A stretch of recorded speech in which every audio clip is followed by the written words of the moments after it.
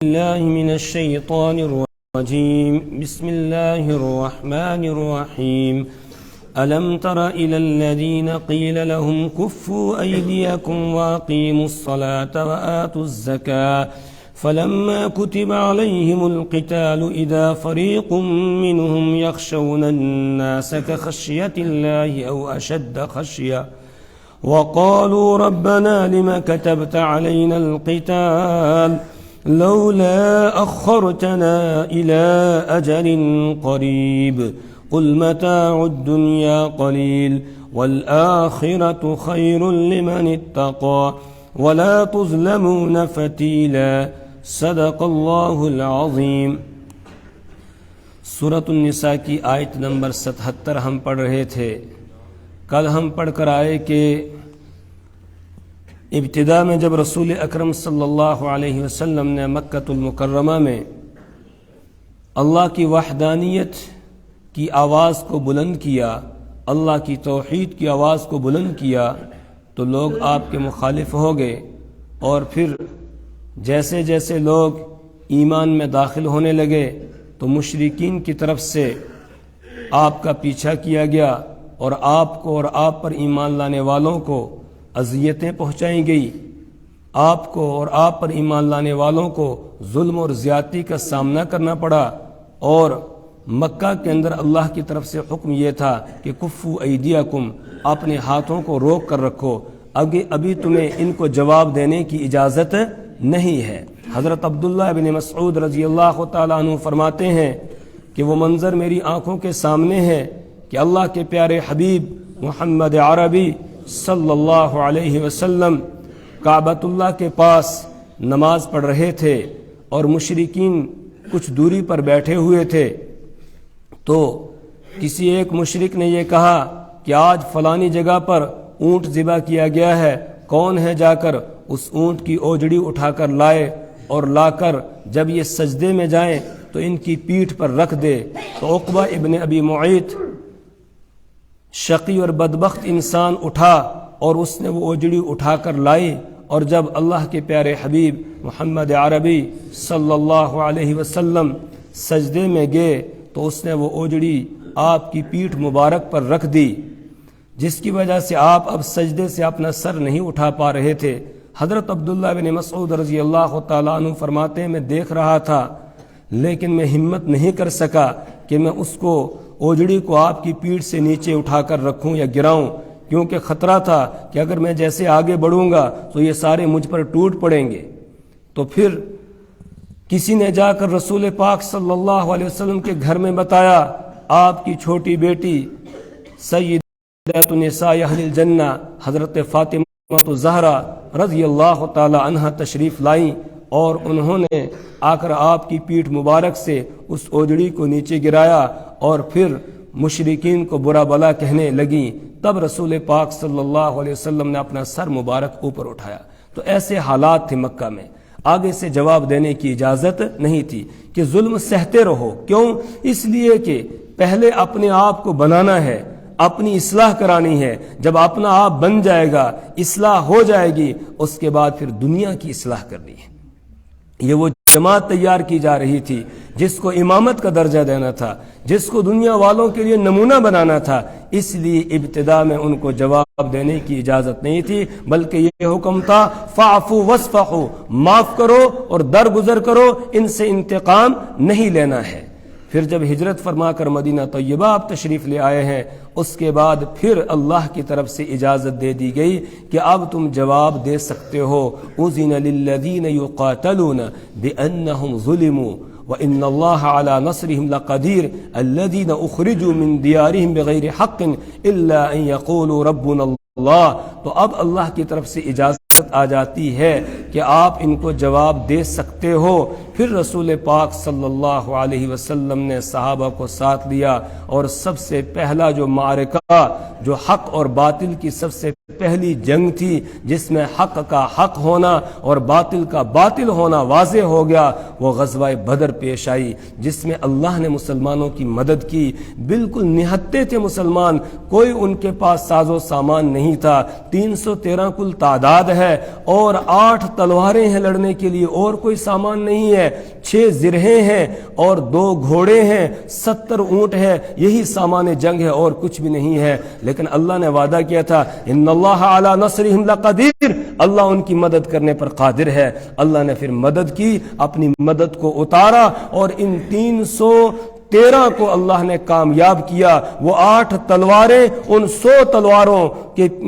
100 تلواروں والوں کو مار رہی تھیں، اور وہ 100 تلواروں والے 1000 تلواروں والے وہ سب کے سب بھاگ رہے تھے، اور یہ 8 تلوار والے ان کے پیچھے پیچھے دوڑ رہے تھے۔ 70 سردار ان کے مارے جاتے ہیں، 70 کو گرفتار کر کے لایا جاتا ہے۔ اس طرح اللہ نے ایمان والوں کی مدد کی۔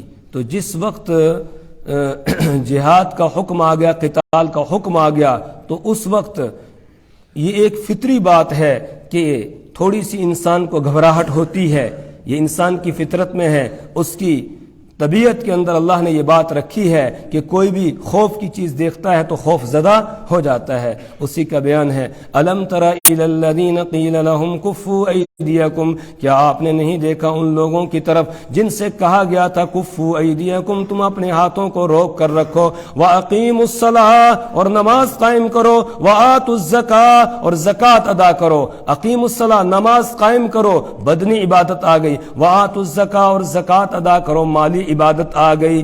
بدنی عبادت کا مقصد اللہ کی تعظیم، اللہ کی تعظیم کرو، اس کے سامنے جھک جاؤ، اپنے آپ کو بالکل کمتر سمجھو اور اس کے علو اور اس کی بلندی کا اعتراف کرو۔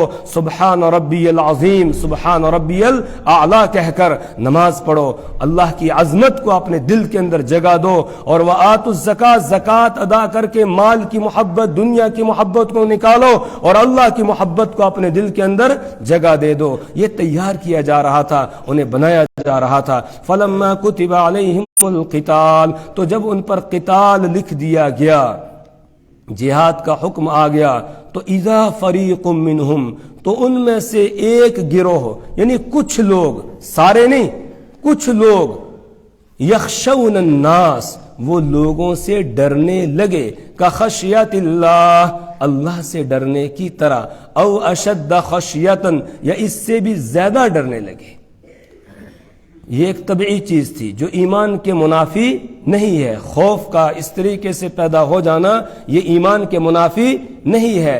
تو ڈرنے لگے اس طریقے سے جس طرح اللہ سے ڈرنا چاہیے، لوگوں سے ڈرنے لگے، او اشد خشیہ، یا اس سے بھی زیادہ ڈرنے لگے۔ وقالوا ربنا لما كتبت علينا القتال، اور دل میں کہنے لگے ربنا، اے ہمارے رب، لما كتبت علينا القتال، آپ نے ہم پر قتال کو کیوں لکھ دیا، یعنی جہاد ہم پر کیوں فرض کر دیا، لولا اخرتنا الى اجل قریب، کیوں نہیں آپ نے ہمیں مہلت دی، الی اجل قریب، لولا اخرتنا، کیوں نہیں آپ نے ہمیں مہلت دی، الی اجل قریب، قریبی مدت تک، یعنی تھوڑی سی اور مہلت مل جاتی، ہم اور تیاری کر لیتے اور اچھے طریقے سے اپنے آپ کو مضبوط کر لیتے۔ اور ابھی کیا ہوا تھا، ابھی میں نے بتایا کہ غزوہ بدر میں صرف 8 تلواریں ہیں، 6 زرہیں ہیں، ابھی کوئی تیاری ہے؟ تیاری نہیں ہے۔ تو یہ کہہ رہے ہیں کہ تھوڑی سی مہلت ہمیں مل جاتی تاکہ ہم تیاری کر لیتے، اور پھر ہمیں حکم ملتا تو پھر ہم ان کے چھکے چھڑا دیتے۔ یہ بات ان کے دل کے اندر آئی، اللہ تبارک و تعالیٰ نے اس پر تنبیہ کی، فرمایا کہ نہیں، اس طرح کی بات تمہارے دل میں نہیں آنی چاہیے۔ کیوں؟ اس لیے کہ دنیا کا ساز و سامان، دنیا کا راحت اور آرام، دنیا کی زندگی، اس کی اللہ کے یہاں کوئی حیثیت نہیں ہے۔ قل متاع الدنیا قلیل، آپ کہہ دیجئے دنیا کا سامان قلیل، تھوڑا ہے، جی کر کیا کرو گے، رہ کر یہاں پر کیا کرو گے، ایک نہ ایک دن تو یہاں سے جانا ہی ہے، کوئی یہاں رہنے کے لیے نہیں آیا ہے۔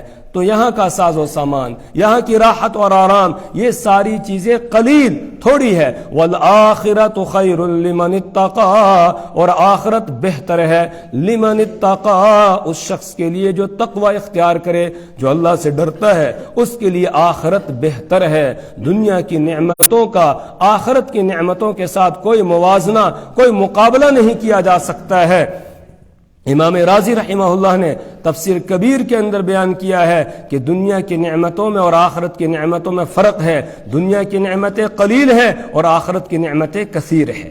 دنیا کی جتنی بھی نعمتیں، جو کچھ انسان کو اگر ساری دنیا کا سونا اور چاندی اس کے پاس آ جائے پھر بھی تھوڑا ہے، کچھ بھی نہیں ہے. اور آخرت کا کثیر ہے، آخرت کی نعمتیں کثیر. تو دنیا کی نعمتیں قلیل اور آخرت کی نعمتیں کثیر. دنیا کی نعمتیں فانی ہے اور آخرت کی نعمتیں باقی ہے.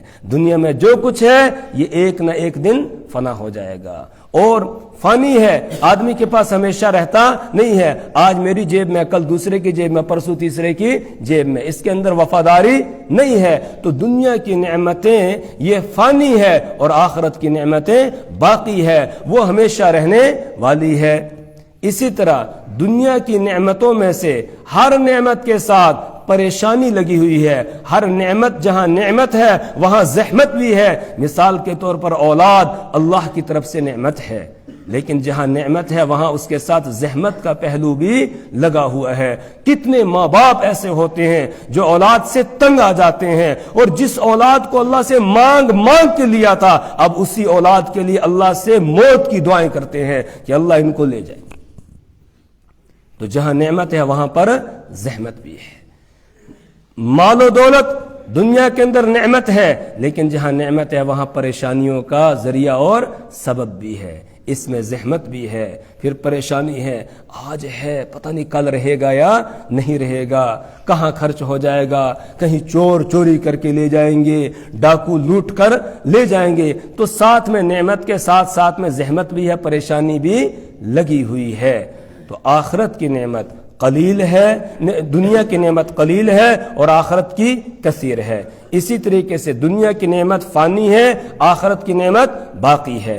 اسی طرح دنیا کی نعمتیں جو ہے ان کے ساتھ زحمتیں لگی ہوئی ہیں اور آخرت کی نعمتوں کے ساتھ زحمتیں نہیں ہیں. وہاں کوئی پریشانی نہیں ہے، وہ نعمتیں ہمیشہ باقی رہنے والی ہے. اس لیے اللہ نے فرمایا والآخرۃ خیر، اور آخرت بہتر ہے لمن اتقى، اس شخص کے لیے جو تقوی اختیار کرنے والا ہے، جو اللہ سے ڈرنے والا ہے، متقی اور پرہیزگار ہے، اس کے لیے آخرت کی نعمت بہتر ہے.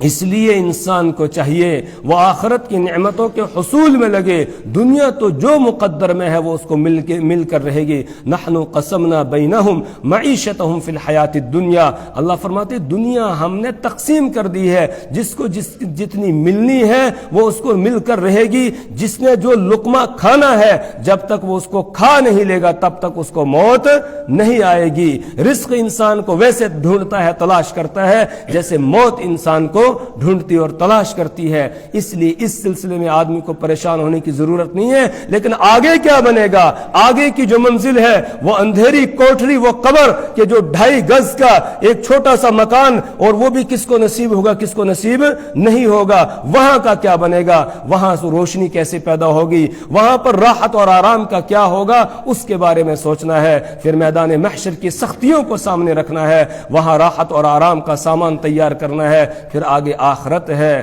اور وہاں جہنم سے بچنے کی کوشش کرنی ہے اور جنت کے حصول کی کوشش کرنی ہے. یہ ہے انسان کی زندگی کا مقصد. اس کے پیچھے انسان کو لگنا چاہیے، نہ کہ دنیا کے پیچھے. جس انسان کو اللہ نے دنیا کے اندر بہت نعمتیں دی ہوں گی، بہت نعمتیں، یعنی نعمتوں ہی میں وہ دنیا کے اندر رہا ہوگا، آخرت میں جب اس کو لایا جائے گا، لانے کے بعد اس کو ایک غوطہ جہنم کا دیا جائے گا اور اس کے بعد پوچھا جائے گا حل رأیت خیرا قط، کیا تو نے اس سے پہلے کبھی خیر اور بھلائی دیکھی تھی؟ وہ کہے گا لا واللہ یا ربی، نہیں اے میرے رب، میں نے اس سے پہلے کوئی بھلائی دیکھی نہیں. سب بھول جائے گا. یعنی جتنی نعمتیں یہاں اس نے استعمال کیے سب بھول جائے گا, کچھ بھی اس کو یاد نہیں رہے گا. اور ایک انسان وہ ہے جو دنیا کے اندر پریشانیوں میں رہا, مصیبتوں میں رہا, چاروں طرف سے اس نے مصیبتوں اور پریشانیوں نے اس کو گھیر رکھا تھا. اس کو قیامت کے دن لایا جائے گا اور اس کو جنت سے گزارا جائے گا. وہ جو جنت کا راحت اور آرام دیکھے گا تو اس کی وجہ سے دنیا کے اندر جتنی اس نے پریشانیاں دیکھی تھی ان سب کو بھول جائے گا. اور اللہ پوچھیں گے حل رأیت بؤسا قط, کیا تو نے اس سے پہلے کبھی کوئی تکلیف دیکھی تھی؟ وہ کہے گا لا واللہ یا رب, نہیں بخدا اے میرے رب میں نے کوئی پریشانی دیکھی ہی نہیں ہے.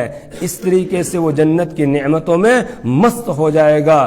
تو دنیا کی راحت اور آرام یا دنیا کی پریشانی کوئی پریشانی نہیں, یہاں کا راحت اور آرام کوئی راحت اور آرام نہیں ہے. اصل وہاں کا ہے, وہاں کا راحت اور آرام راحت ہے اور وہاں کی پریشانی پریشانی ہے. اس لیے وہاں راحت اور آرام کا سامان کرنا چاہیے اور وہاں کی پریشانی سے بچنے کا انسان کو سامان کرنا چاہیے.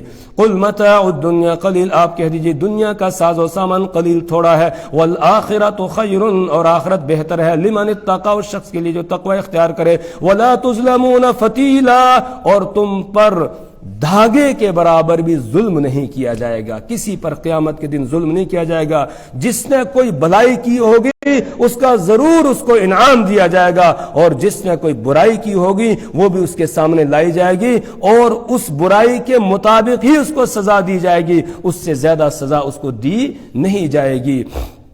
اینما تکونوا یدرککم الموت ولو کنتم فی بروج مشیدہ, انسان موت سے ڈرتا ہے اور زندگی کا سامان حاصل کرنے کی کوشش کرتا ہے, اور جب کہا جائے اللہ کے راستے میں نکلو, اللہ کے دین کی سربلندی کے لیے, تو ڈرنے لگتا ہے کہ موت آ جائے گی, مر جاؤں گا. اسی وجہ سے وہ دل کے اندر بات آئی تھی ان کے, ڈرنے لگے کہ اب کیا بنے گا, ہمارے پاس تو کچھ ہے بھی نہیں, کیسے ہم ان کا مقابلہ کریں گے. اس لیے تھوڑی سی مہلت مل جاتی تو ہم تیاری کر لیتے. اللہ فرما رہے ہیں موت سے کسی کو ڈرنا نہیں چاہیے. کیوں؟ اس لیے کہ موت تو ہر ایک کو آ کر رہے گی. چاہے کوئی کہیں چلے جائے, مضبوط قسم کے قلعوں میں بند ہو جائے, وہاں پر بھی اسے موت آ کر رہے گی. اینما تکونوا یدرککم الموت, اینما تکونوا, جہاں کہیں تم جاؤ, جہاں کہیں تم ہو, یدرککم الموت, تمہیں موت پا لے گی. ولو کنتم فی بروج مشیدہ, اگرچہ تم مضبوط قسم کے قلعوں میں بند ہو جاؤ,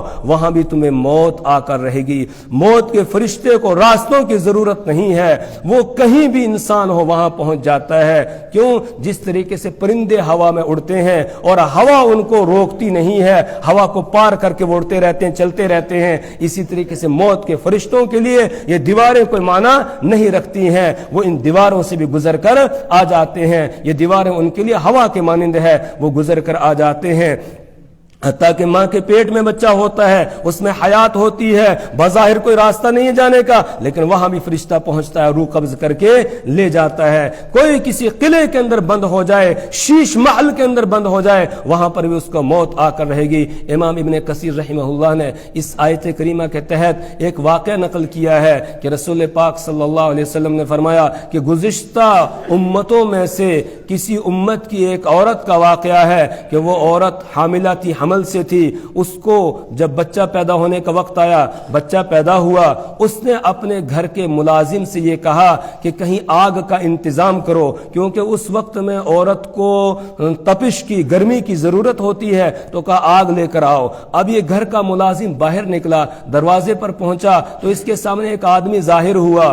تو اس آدمی نے اس سے پوچھا کہ کیا بچہ پیدا ہوا؟ اس نے بتایا جاریتن, بچی لڑکی پیدا ہوئی ہے.